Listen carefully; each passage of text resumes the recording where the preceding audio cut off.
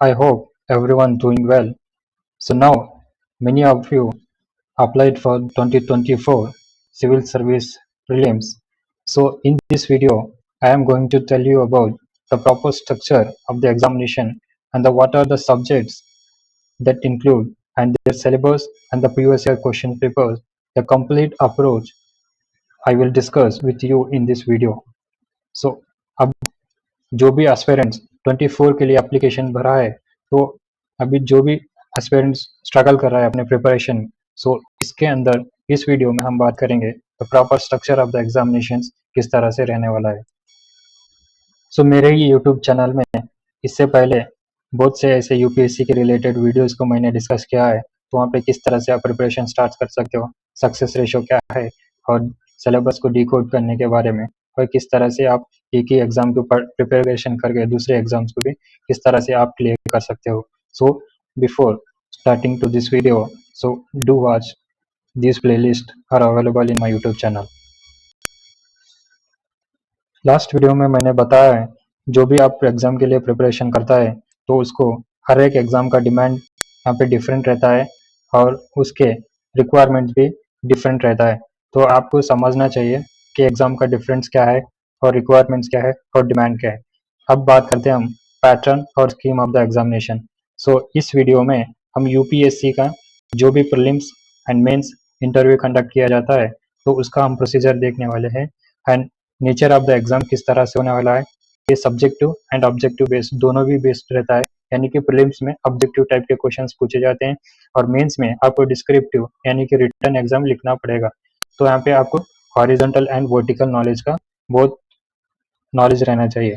तो इस वीडियो में जो भी चैलेंजेस आने वाले हैं इस प्रिपरेशन में, उसके लिए भी आपको मैंने लास्ट वीडियो में बात किया है, जैसे कि हेल्थ, फाइनेंशियल प्रॉब्लम्स, जो मोटिवेशन का जो रिक्वायर्ड टाइम कितना लगता है आपको यूपीएससी में प्रिपरेशन में, लास्ट वीडियो में मैंने बात किया है, तो आप वो वीडियोस को देख सकते हो।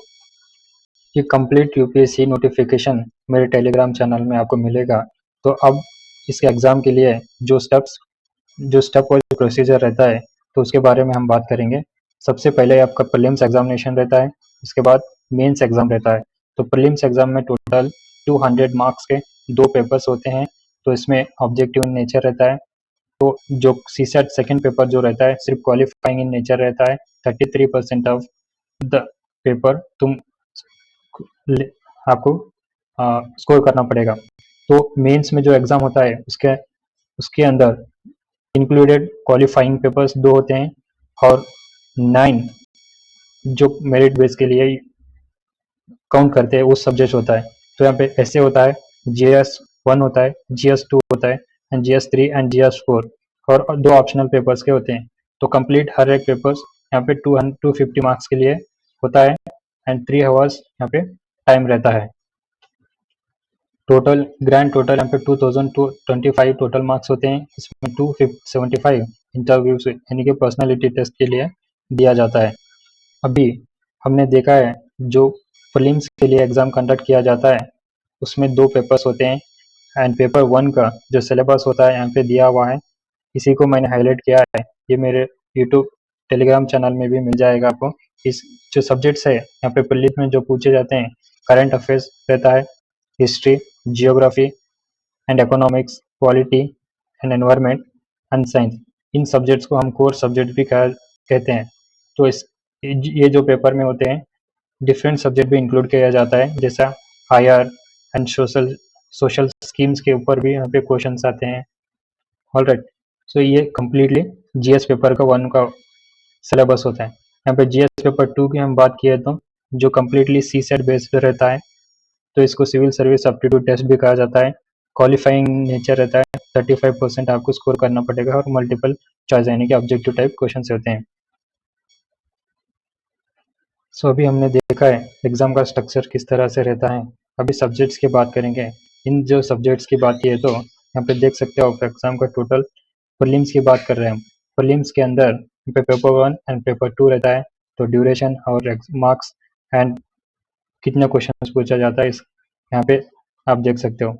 एंड नेक्स्ट तो सिलेबस जो सब्जेक्ट्स को पूछा जाता है पेपर 1 के लिए ये इन सभी सब्जेक्ट्सों में से क्वेश्चन आता है एंड पेपर 2 यानी कि सी सेट के लिए ये जो CSAT के लिए जो सिलेबस होता है इतना ही रहेगा। एंड यहाँ पे करंट अफेयर्स रहता है, इसको किस तरह से कवर करना है, इसका सिलेबस क्या है अब हम बात करेंगे। एंड इसको किस तरह से कवर करना है और कैसे अप्रोच करना है उसके बारे में भी बात करेंगे इसी वीडियो में। सो नाउ मेरे टेलीग्राम चैनल में इस फाइल भी अवेलेबल है, ये जो मैंने बनाया है, और इस जो ट्रैकर के शीट में आप देख सकते हो हर सब्जेक्ट जो भी है उसके लिए किस तरह से रिसोर्स को कवर करना है।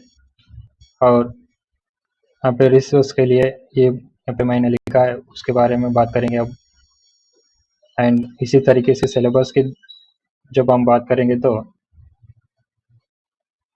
प्रीलिम्स का सिलेबस आप देखने के बाद तो उसके अंदर जो यूपीएससी ने मेंशन किया है सिर्फ सिलेबस का आपका सब्जेक्ट्स का नाम देख सकते हो वहाँ पे, लेकिन आपके जो मैक्रो टॉपिक्स जो होते हैं वहाँ से कवर नहीं होंगे। तो आपको इनडेप्थली आपको स्टडी करना चाहिए। तो उसके अंदर जो सब्जेक्ट्स आते हैं एंशिएंट, मिडिवल एंड मॉडर्न, इस तरीके से जो सब्जेक्ट्स आते हैं तो इसका कंप्लीट सब्जेक्ट का मैक्रो टॉपिक मैंने यहाँ पे कवर किया हूँ। तो आप जब भी पढ़ सकते हो तो पढ़ने के बाद आपको इस तरह से इस चार्ट में आपका प्रोग्रेस जो प्रोसेस रहता है इस यहाँ पे आप ट्रैक करना चाहिए। तो हर सब्जेक्ट का यहाँ पे मैंने जो मैक्रो टॉपिक्स होते हैं यहाँ पे लिख रखा है। तो जो प्रीलिम्स के लिए सब्जेक्ट्स होते हैं, प्रीलिम्स के लिए उन सब्जेक्ट्स को आप देखने के बाद यहाँ से आपको हर एक टॉपिक को कवर करो। एग्जाम का स्ट्रक्चर मैंने बात किया है।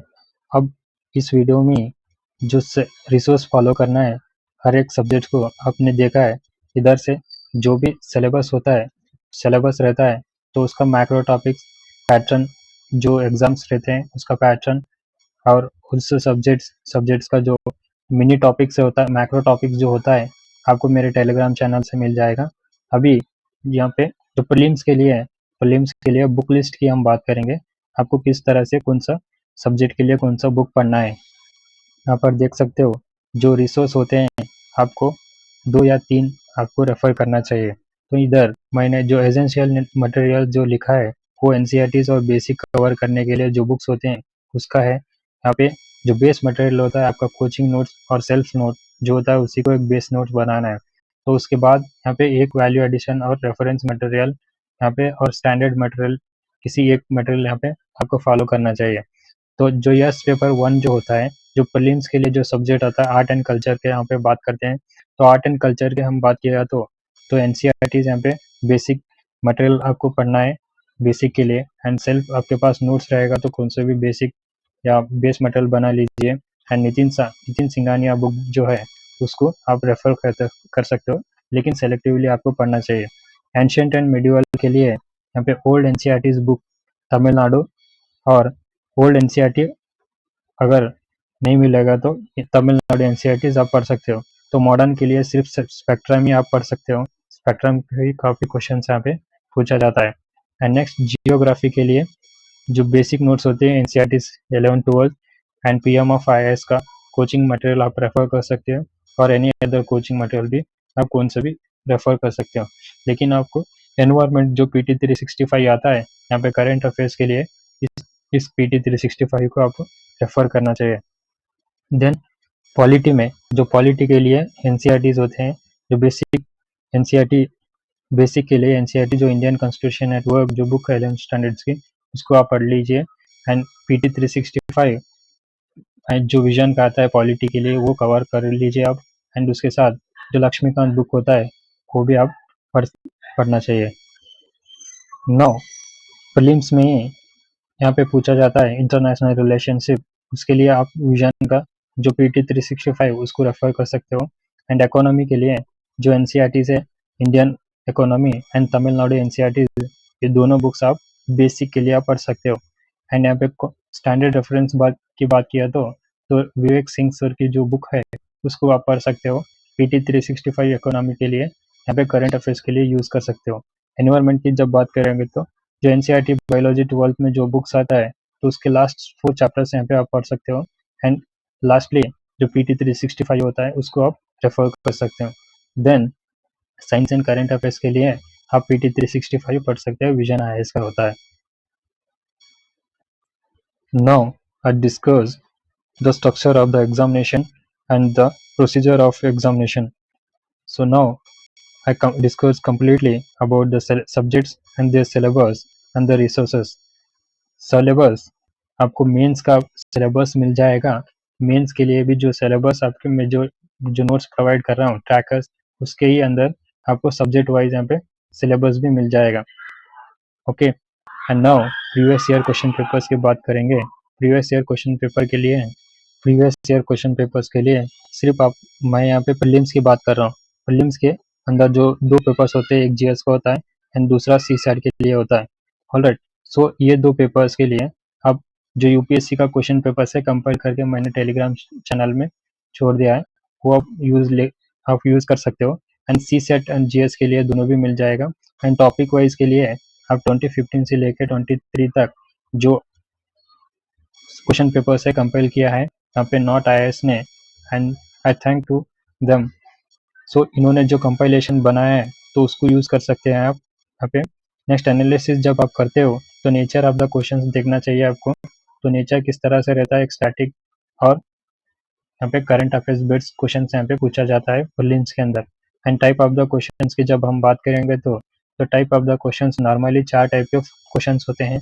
तो 4 टाइप का क्वेश्चंस में बात किया तो हम पहला होता है फैक्चुअल, एंड दूसरा होता है कंसेप्चुअल बेस्ड क्वेश्चंस, एंड तीसरा होता है एप्लीकेशन बेस्ड क्वेश्चन, और यहाँ पे एनालिटिकल क्वेश्चन हो सकता है, and fourth common sense question भी यहाँ पे पूछे जा सकते हैं।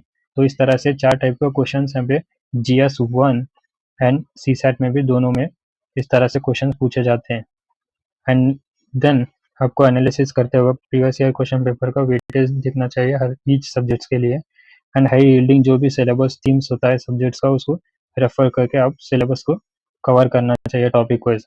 देन प्रेडिक्शन, जो भी टॉपिक्स रिपीटेड हो गए रहते हैं जो आने वाले एग्जाम में किस तरह से पूछा जाता है आपको कवर करना चाहिए।